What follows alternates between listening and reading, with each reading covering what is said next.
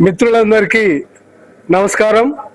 Goud officials and professionals association Telangana రాష్ట్రంలో officials professionals ఎవరైతే ఉన్నారో ఈ వేదిక మీద ఈ వేదికలో మెంబర్స్గా ఉంటారు.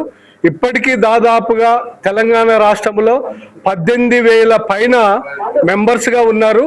దీంట్లో ఉద్యోగస్తులు తర్వాత ప్రొఫెషనల్స్గా ఉన్న వాళ్ళంతా ఈ వేదికలో చేరి గౌడ జాతిలో ఉన్న అట్టడుగులో ఉన్న పేద వర్గాలకు కూడా మనం ఈ స్థాయికి ఎదిగినాం కదా, మనం ఈ స్థాయిలో ఆర్థికంగా వృద్ధి చెందినాం కదా, మన వాళ్లకు సహాయాన్ని అందించాలని స్వచ్ఛందంగా ఈ కమిటీలో గోప ఆర్గనైజేషన్లో మెంబర్స్గా అవుతున్నారు. ఈరోజు ఈ కార్యక్రమం Goud officials and professionals association members ఇప్పటికీ ఇక్కడ 162 మంది మెంబర్స్గా తీసుకోవడం జరిగింది. దీంట్లో కమిటీని జిల్లా కమిటీని ఎన్నుకోవడంలో ఈరోజు సర్వసభ్య సమావేశం నిర్వహించడం జరిగింది.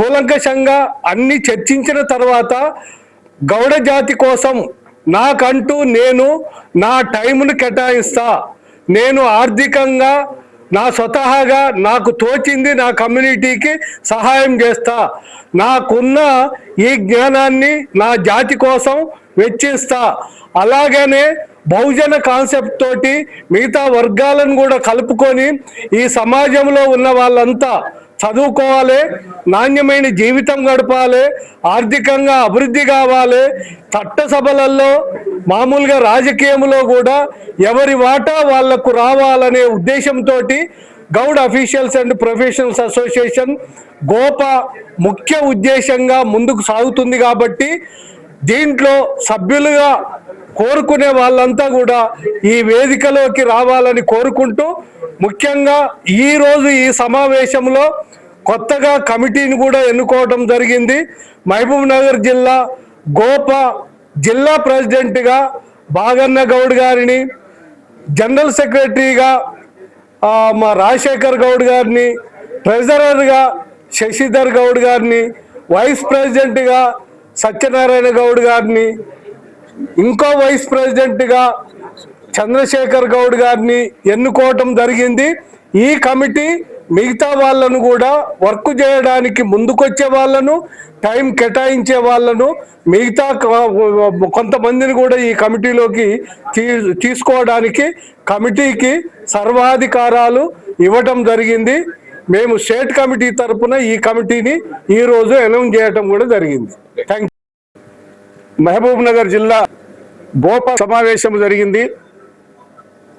ఈ సమావేశానికి జిల్లాలో ఉన్న చాలామంది గౌడ ఆత్మీయ బంధువులందరూ హాజరు కావడం జరిగింది.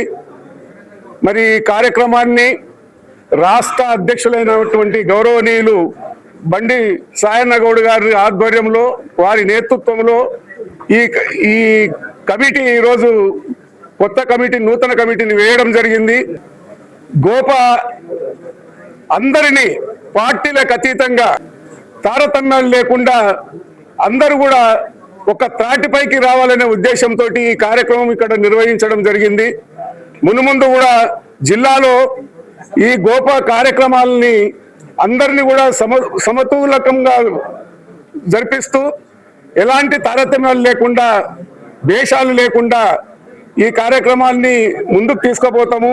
గోప త్రాటిపైకి పార్టీలకు అతీతంగా గోప అంటే గౌడ జాతిని ఐక్యత కోసము పాటుపడుతుందని ఈ సందర్భంగా మేము తెలియపరుస్తున్నాం.